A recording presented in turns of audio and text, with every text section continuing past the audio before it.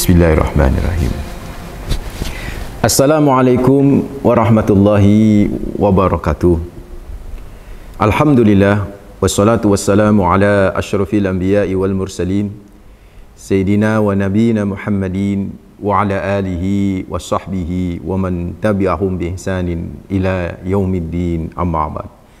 Fa inna asdaqal hadis kitabullah wa khairul hadi hadyu Muhammadin sallallahu alaihi wasallam wa syarrul umuri muhdatsatuha wa kullu bid'atin dhalalah wa kullu dhalalatin finnar. Allahumma anfa'na bima 'allamtana wa 'allimna alladhi yanfa'una wa zidna ilma.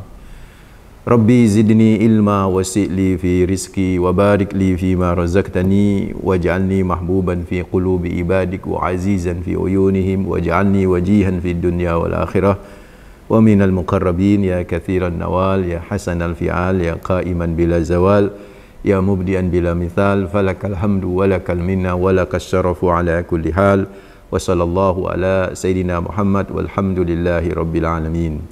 Ikhwatad din hafizahumullah, saudaraku mitra muslim yang insyaallah selalu dijaga sama Allah Rabbul Alamin.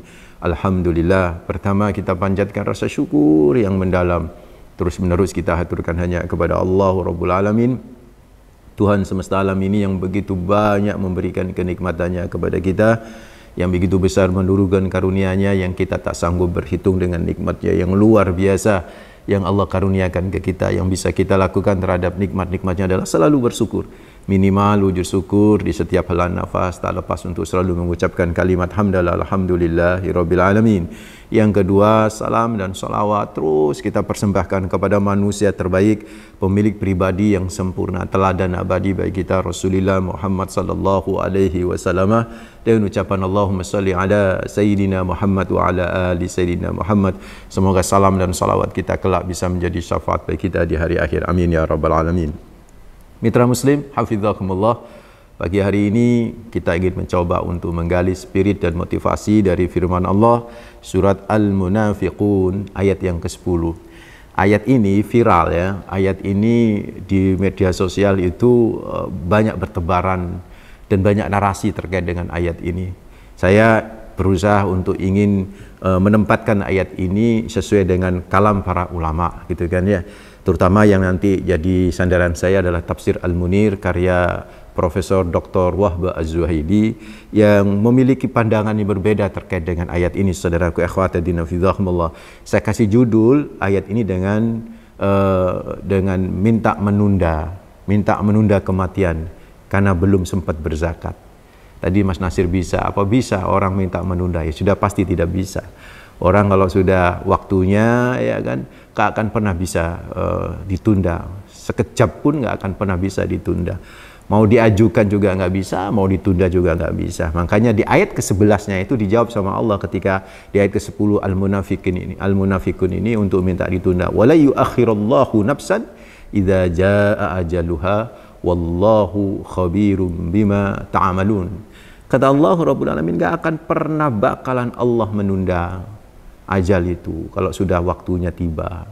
Wallahu khabirum bima ta'malun. Allah itu mengetahui sekecil-kecilnya apa yang kalian lakukan. Jadi itu jawaban Allah terhadap ayat ke-10 dari surat Al-Munafiqun. Dari ayat ke-11-nya itu dijawab langsung sama Allah bahwa tidak mungkin ada penundaan itu kan.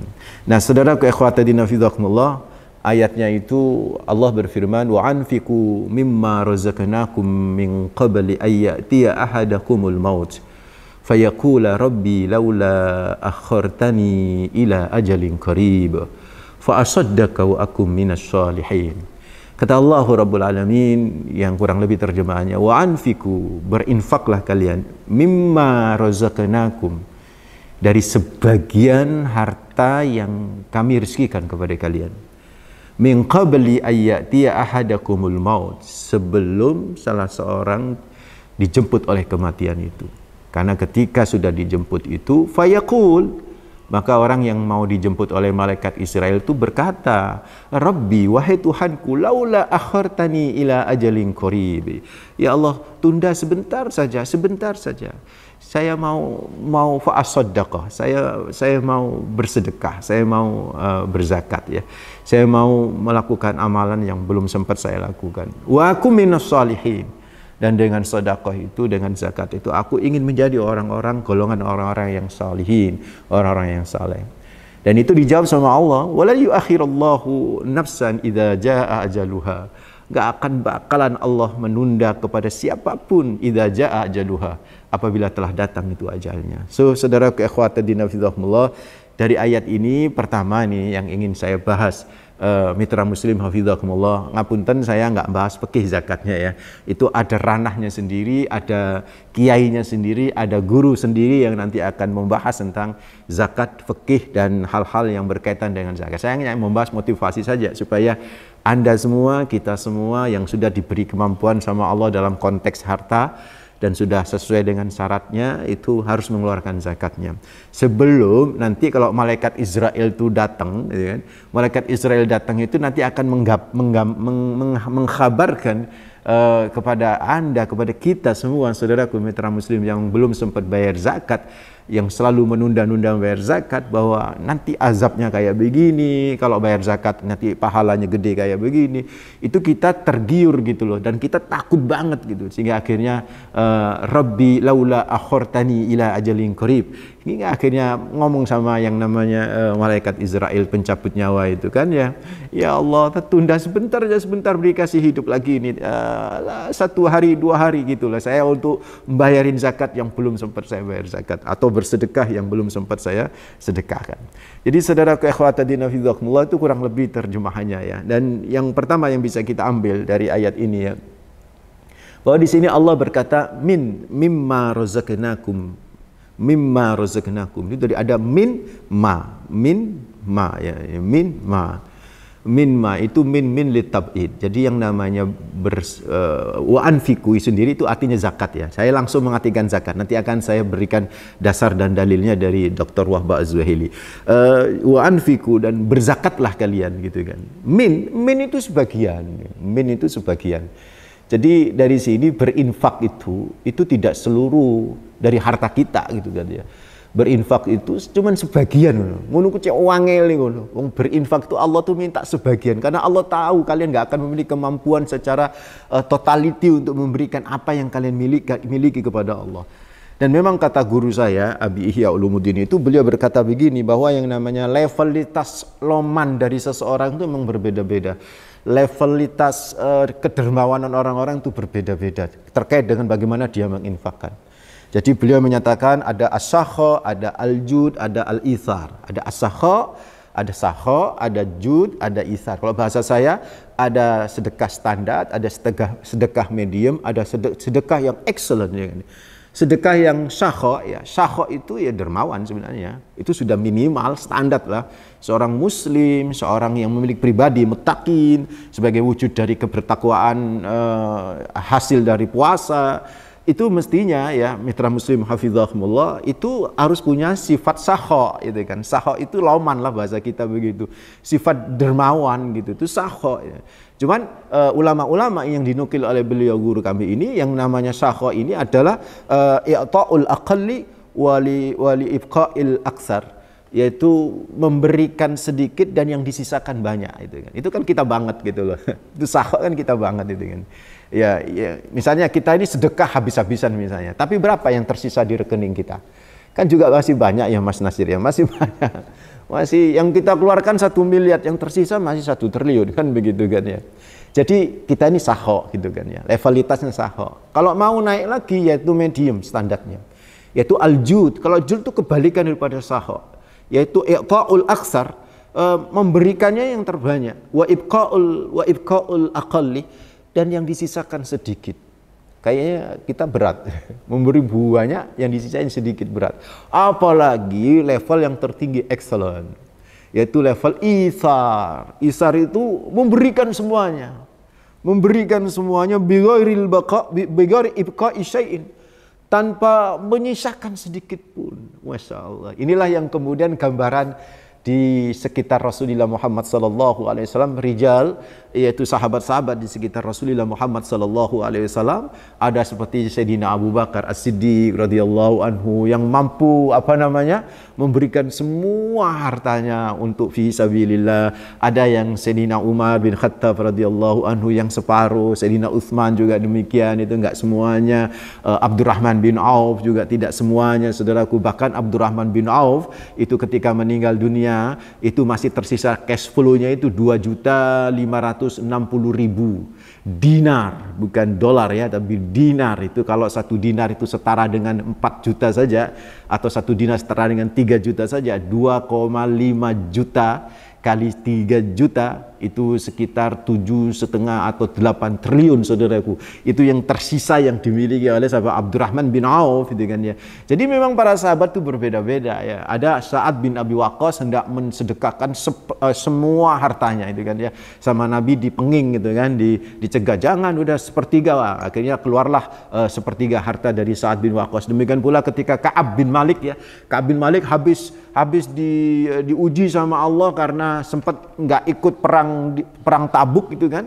Kisah Ka'ab bin Malik itu panjang banget tuh kisahnya. Itu kan ringkasnya kan, ketika kemudian diampuni sama Allah, dia ingin mensedekahkan semua hartanya, tapi Nabi menolak, gitu kan. Karena Nabi tidak kepingin nanti keturunan dia nanti menjadi orang yang meminta-minta. Inilah luar biasanya Islam manusiawi banget itu. Jadi kembali kepada ayat surat Al-Munafikun ayat yang ke-10 ini, Allah hanya minta min itu sebagian mimma razaqnakum wa anfiqu mimma razaqnakum min qabli ayyatiya ahadakumul maut. Sebelum kematian itu menjemputmu, ayo infakkan uang yang dijaluk itu sebagian.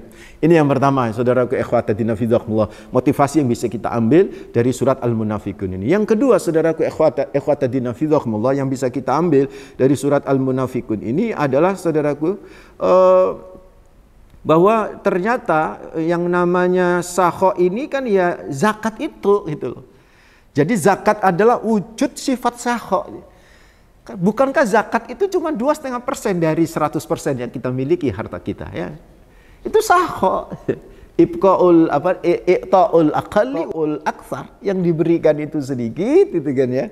Yang ditinggal banyak. Coba bayangin sama ibu-ibu, bapak-bapak mitra muslim, Anda dibalik sama Allah, infakkan yang 97,5%. Al-geblaku wal teleru kita. Uang 2,5% aja kita masih bulet, ya toh. 2,5% masih nunda-nunda nih, ya enggak. 2,5% sudah waktunya ngeluarin zakat, masih ada aja yang diomongin, ada aja kebutuhan. Dan perhatikan, jadi ayat ke-10 ini sebenarnya kalau di tafsir Dr. Wahbah Az-Zuhaili itu jadi klaster, gitu kan ya. Jadi satu klaster gitu. Jadi 9, 10, 11. Itu diberi judul sama beliau itu Tahdirul Mu'minin min Akhlaqil Munafikin wa amruhum bil infaq fi sabilillah, fi sabilil khair. Jadi peringatan bagi orang-orang mukmin min akhlaqil munafikin, supaya menghindari akhlaknya orang-orang munafik yang tidak mau ngeluarin zakat. Wa amruhum, dan perintah terhadap orang-orang mukmin bil infaq fi sabilil khair, untuk selalu berinfak di jalan Allah Rabbul Alamin, di jalan kebaikan. Itu 3 ayat itu berurutan, itu dijadikan satu klaster, yaitu ayat 9, 10 dan 11. Dimulai ayat 9 itu apa? Ya ayyuhalladzina amanu la tulhikum amwalukum wala auladukum an dzikrillah wa may yaf'al dzalika fa ulaika humul khasirun. Kenapa orang itu tidak mau berzakat, tidak mau berinfak? Karena kepikiran siapa? Kepikiran sama anak-anaknya, kepikiran sama keluarganya. Bayangkan misalnya zakatnya dari tabungan 100 juta, misalnya 2,5 juta. 2,5 juta anaknya kepingin motor, itu kan bisa buat DP 2,5 juta itu. Bahkan bisa dapat 2 motor dengan 2,5 juta. Kan kepikiran tuh saudaraku ikhwatadina fidzakumullah, sehingga yang terjadi dia nunda-nunda untuk bayar zakat. Entah nanti aja dan nanti aja, sampai ketika malakul maut datang, dia baru tahu dan dengar. Dan ada ulama yang menyatakan ini ketika di alam barzah itu kan, di alam barzah dipertontonkan, gitu kan. Yang dipertontonkan itu azab, bukan hanya pahala, azabnya orang yang nggak berzakat, yang nanti akan sabar di belakang. Ya sangat ngeri banget gitu loh azabnya, sehingga akhirnya minta kembali hidup, gitu kan. Tapi ulama-ulama menyatakan ini sebelum kematian itu sudah minta, gitu kan. Ketika malaikat Israel itu sudah datang mau mau mencabut nyawa itu, sudah terlambat gitu loh. Ketika dia minta ditunda lagi, udah terlambat. Makanya di ayat 11 disebut sama Allah, udah terlambat. Wala yu'akhirallahu nafsan idza jaa ajaluha. Udah nggak bisa, karena udah waktunya Anda mati, udah nggak bisa mau ditunda berapa saat lagi, nggak bisa. Ditunda sehari 2 hari, nggak bisa kan, sehari 1 jam aja nggak bisa. Kalau udah jadwalnya. Jadi saudaraku ikhwatuddin fillah, kembali bahwa interpretasi atau motivasi yang bisa kita ambil dari spirit surat Al-Munafikun ayat yang ke-10 ini, bahwa sakho itu sedikit ya kan yang diambil dari harta kita, itulah di zakat itu. Makanya menurut Dr. Wahbah Az-Zuhaili, ayat di atas para ulama menyatakan terkait dengan infak wajib. Terkait dengan infak wajib, saudaraku. Bukan terkait dengan infak sunnah gitu kan. Karena kata beliau ini li'annal wa'id innama yata'allaq bil wajib dunal nafal. Karena yang namanya ancaman itu berhubungan dengan yang wajib, bukan dengan yang sunnah. Jenengan mitra muslim misalnya nggak mau ngasih duit kepada orang gitu kan, nggak mau ngasih sedekah sunnah, nggak ada ancaman, dan nggak menakutkan, wong itu sunnah toh, sunnah. Jadi ini kata para ulama, ayat ini terkait dengan kewajiban. Ada yang menyatakan menyangkut haji. Jadi sudah ada duit gak berhaji, itu nanti minta ditunda itu kematiannya supaya bisa fa'as-sodaqah itu fa'ahujjah, supaya bisa berhaji. Ini pendapat Syafi'iyah ya. Tapi pendapat jumhur ini berkaitan dengan zakat gitu loh.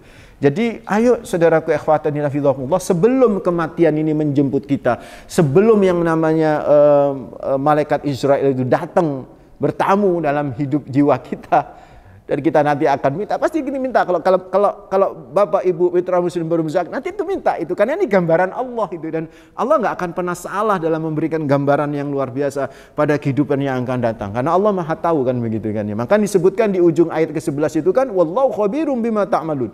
Allah tuh ngerti banget gitu apa yang kalian lakukan.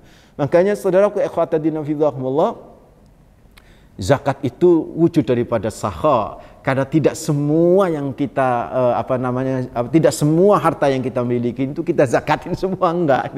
Ada sebagian saja dari harta itu, cuma 2,5%.